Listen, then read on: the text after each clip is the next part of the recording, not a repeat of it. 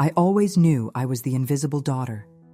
In our family photos, I'm the one with the forced smile, while my sister Olivia beams in the center, my parents' arms wrapped proudly around her shoulders. You'd think, after 28 years, I'd be used to it, but some wounds never fully heal. They just scab over until something rips them open again. The latest reopening came in the form of a text message. "We need to talk. Mom and Dad agree with me. Call me." Typical Olivia, demanding rather than asking. I stared at my phone, feeling that familiar knot form in my stomach, the one that appeared whenever my family dynamics came crashing into the life I'd carefully built for myself. My relationship with Olivia has always been complicated. Growing up, she was the golden child, beautiful, outgoing, and charming. 2 years older than me, she cast a long shadow that I could never seem to step out of. While I got straight A's and participated in every academic competition I could find, Olivia was busy being voted homecoming queen and dating the captain of the football team. My achievements were expected, hers were celebrated. "Did you see Olivia's Instagram post? She's in Paris," my mother would gush during our monthly phone calls. Never mind that I had just been promoted or published my first research paper. Those accomplishments were acknowledged with a quick, "That's nice, dear," before the conversation inevitably circled back to my sister. I remember the day I realized I would never win my parents' approval. I was 16, and I had just won the state science fair with a project on sustainable energy. When I came home clutching my blue ribbon and a $1,000 scholarship check, I found my parents in the living room, fawning over Olivia's new boyfriend. "Mom, Dad, look!" I held up my ribbon, my chest swelling with pride. My father glanced up briefly. "That's great, Maya. Put it on the fridge if you want." My mother barely looked away from Olivia. "We're kind of in the middle of something here, honey. Can we talk about it later?" Later never came. That night, I sat on my bed and made a decision that would shape the rest of my life. I would stop trying to earn their love and focus only on what I could control, my own future. I threw myself into my studies with renewed focus, not to impress my parents, but to secure my independence. I applied for every scholarship I could find and graduated at the top of my class. When I got a full ride to Westlake University, my parents attended my graduation, but left early to make it to Olivia's art show in the city. College was liberating. For the first time, I was judged on my own merits, not in comparison to my sister. I thrived in the academic environment, double majoring in computer science and business. I found friends who valued me for who I was, not who I was related to. I discovered parts of myself I never knew existed, a dry sense of humor, a talent for rock climbing, a love of spicy food. Meanwhile, Olivia was living her best life on social media. After graduating with a communications degree, she bounced between entry-level jobs, never staying anywhere long enough to build a career. Her Instagram was a carefully curated showcase of brunches, beach vacations, and brand-name shopping sprees. My parents subsidized her lifestyle without question, paying her rent when she couldn't, covering her credit card bills when they got too high. "Olivia is finding herself," my mother would explain. "It's important to explore while you're young." I never pointed out that I was younger than Olivia and received no such allowances. Instead, I focused on building my career. After graduation, I landed a job at a tech startup that was developing innovative healthcare software. The hours were long and the work was challenging, but I loved every minute of it. When the company was acquired 3 years later, my stock options paid out handsomely. Then our grandmother died. Grandma Ruth was the only family member who seemed to see me clearly. During her final years, I visited her every Sunday without fail, sitting by her bedside and telling her about my week, while Olivia sent the occasional text message or flowers. Grandma Ruth left us both equal shares of her estate, a modest but meaningful amount, $175,000 each. While I was grieving, Olivia was planning. Within weeks of receiving her inheritance, she'd booked a luxury European tour, bought a new designer wardrobe, and leased a convertible. My approach was different. I took my time, researched the real estate market, and eventually found a small but well-located apartment that I could purchase outright. "You're using all your money on a down payment?" Olivia had laughed when I told her my plans. "God, Maya, you're terribly boring. You need to live a little." I didn't bother explaining that I wasn't using it as a down payment. I was buying the apartment outright, no mortgage necessary. It wasn't a luxury condo, but it was mine, free and clear. Financial security was worth more to me than temporary extravagance. For a while, life continued on its separate tracks. I was promoted to senior developer at a new company, while Olivia's Instagram documented her adventures across Europe, Asia, and South America. My parents sent me her photos with messages like, "Isn't she having an amazing time? So glad she's enjoying her youth." Then came the pandemic. The world shut down, and suddenly Olivia's jet-setting lifestyle was no longer possible. Her part-time job at a PR firm was cut, and for the first time, her financial reality caught up with her. Meanwhile, I was fortunate. My tech skills were in high demand as companies pivoted to remote work, and my paid-off apartment meant I had minimal expenses. 6 months into the pandemic, I got the call. "Maya, it's Olivia." Her voice had that familiar tone, the one she used when she wanted something. "Hey, what's up?" I was in the middle of debugging code, but decided to take the call anyway. "I'm in a bit of a situation. The thing is, I've run through most of Grandma's money, and my lease is up next month. The landlord is raising the rent, and I just can't swing it." I waited, already knowing where this was heading, so I was thinking, "You've got that apartment that's basically an investment now, right? Property values in your area have gone up like crazy. You could sell it, and we could split the profit. It would really help me out, and it's only fair since we both got the same inheritance from Grandma." I nearly dropped my phone. "You want me to sell my home so you can have half the money? Don't be dramatic, Maya. It's an investment property." "It's not an investment property. It's where I live. It's my home. But you could live anywhere with your job being remote now. And let's be honest, you got lucky with that tech job. Some of us weren't born with your brain for boring stuff." The familiar sting of dismissal hit, but I'd grown a thicker skin over the years. "Olivia, I'm not selling my apartment. I'm sorry you're in a tough spot, but that's not the solution." She was quiet for a moment, then her voice turned cold. "I've already talked to Mom and Dad about this. They agree with me. You've always been selfish, Maya, keeping everything to yourself while I struggle. They said they'd call you about it. And they did, not even an hour later." My mother's voice was sharp with disappointment. "Maya, we raised you better than this. Family helps family. Your sister needs you right now." "I've offered to help her update her resume, put her in touch with recruiters I know," I explained. "But I'm not selling my apartment. It's just a place, Maya. Olivia has nothing. Where is she supposed to go? She has a degree. She has skills. She can find a job and an affordable apartment like most adults do." My father got on the line. "You know your sister isn't like you.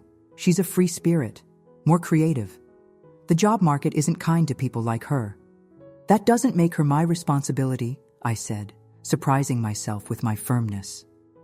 "We're not asking you to take responsibility for her," my mother chimed in. "We're asking you to share. The money was from your grandmother, who loved you. Both equally.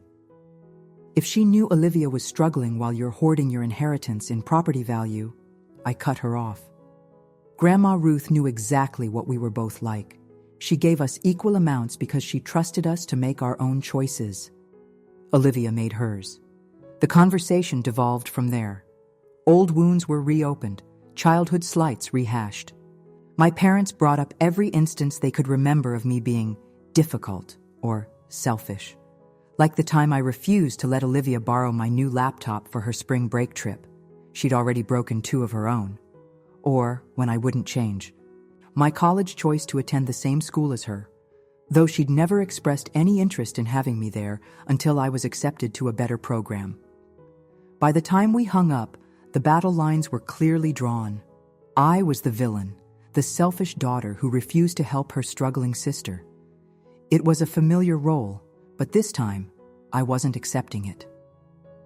That night, I couldn't sleep. Every conversation with my family played on repeat in my mind. The message had always been clear. Olivia's needs came first. Olivia's dreams were worth investing in. Olivia's happiness was the family priority. The next morning, I woke up to a barrage of text messages from Olivia. Mom and Dad said you're being stubborn.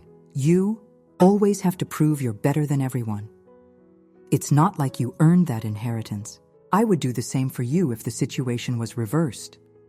That last one made me laugh out loud. Olivia had never done anything for me that didn't somehow benefit her more. I considered my options. I could give in, sell my home, and give half to Olivia, buying perhaps a few months of peace before the next crisis. I could try to find a compromise, maybe offering her a smaller sum to help with rent somewhere. Or I could hold my ground and weather the family storm. 2 days later, I got an email from my mother with the subject line, "Family Meeting." They wanted to have a Zoom call that weekend to discuss the situation as a family.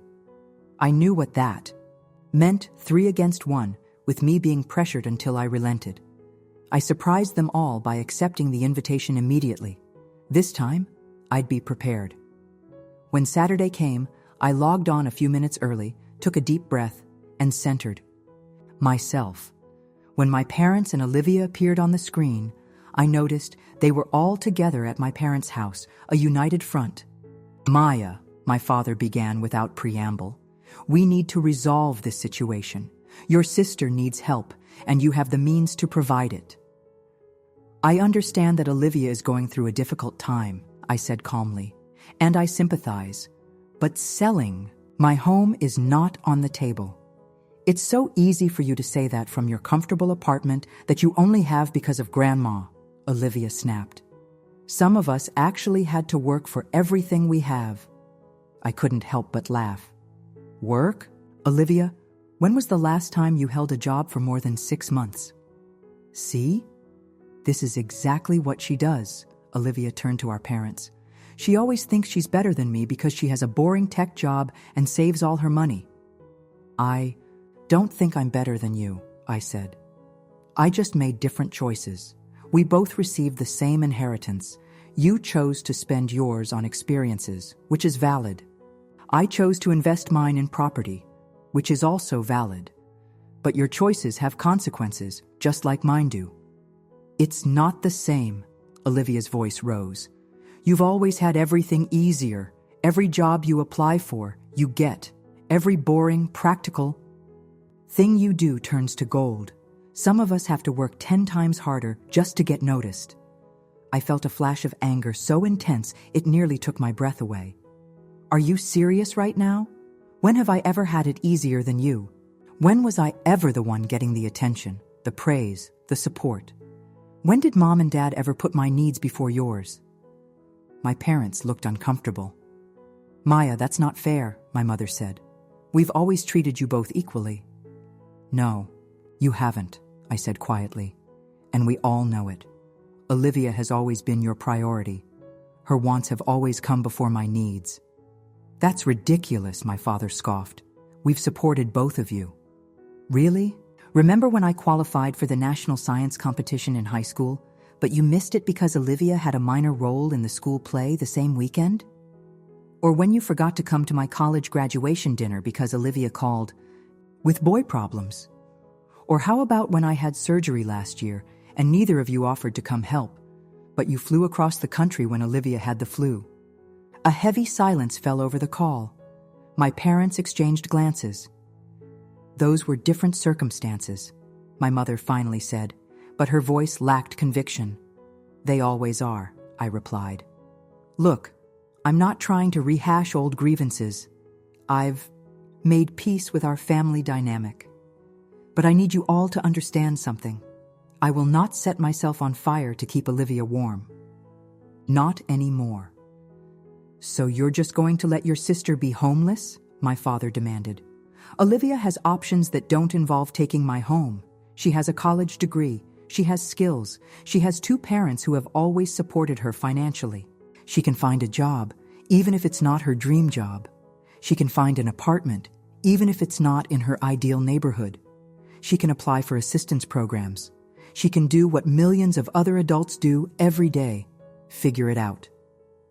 Olivia was crying now, big theatrical tears that had always worked on our parents. I can't believe you're being so cruel, she sobbed, after everything I've done for you. That was it, the breaking point. What have you ever done for me, Olivia?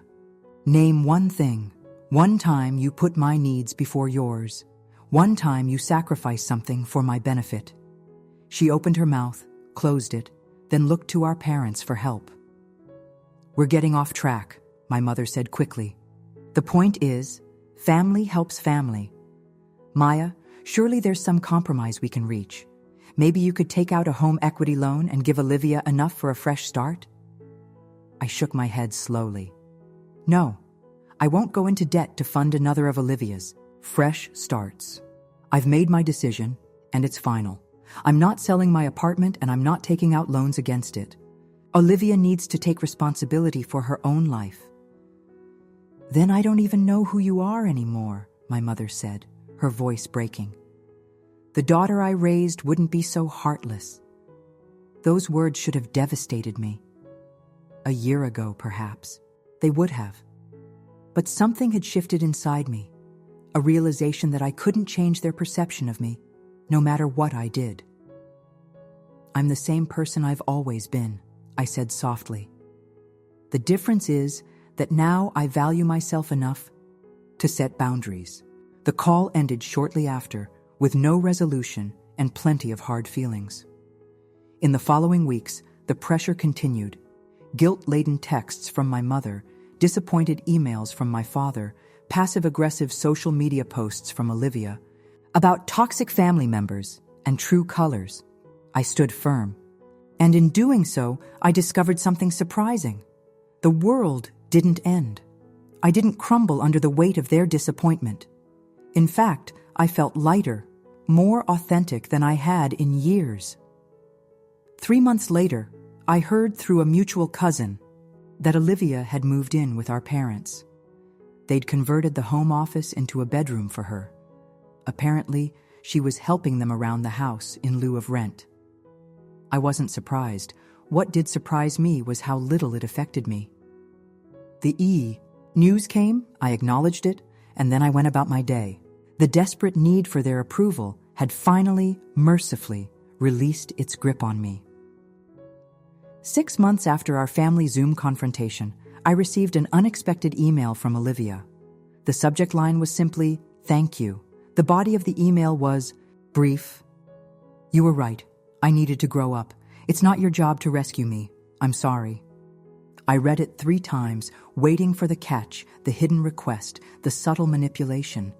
There wasn't one.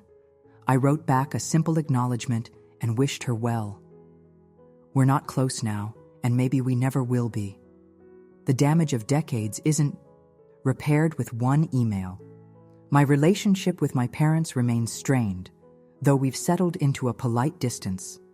They still don't understand why I couldn't just help out, and I've stopped trying to explain. But here's what I've gained. Peace. The freedom to live authentically, without constantly seeking approval I'll never receive. The knowledge that I can weather family storms without losing myself. The quiet satisfaction of waking up each morning in a home that is truly mine. Not just because I own it, but because I had the courage to defend it. Sometimes, standing your ground means standing alone. But I've discovered that alone doesn't have to mean lonely. I've built a life filled with friends who value me, work that fulfills me, and a self-respect that can't be shaken by guilt or manipulation. As for Olivia, last I heard she'd found a job at a local marketing firm and was looking for her own apartment. Part of me hopes she succeeds, not for her sake or for our parents, but because everyone deserves the dignity of standing on their own 2 feet. The inheritance from Grandma. Ruth was never just about the money. For me, it was about choices and consequences, about breaking patterns and building foundations. In the end, what I inherited wasn't just funds for an apartment. It was the courage to finally write my own story, free from the role I'd been assigned, in my family's narrative. And that is something I'll never sell, no matter how high the price.